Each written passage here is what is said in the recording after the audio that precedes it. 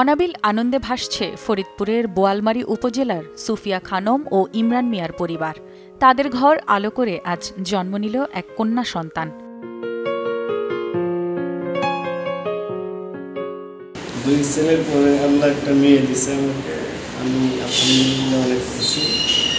ওরা যেন সবাই ভালো থাকে, আমার শুধু চাওয়া। নবজাতক ও তার পরিবারকে শুভকামনা।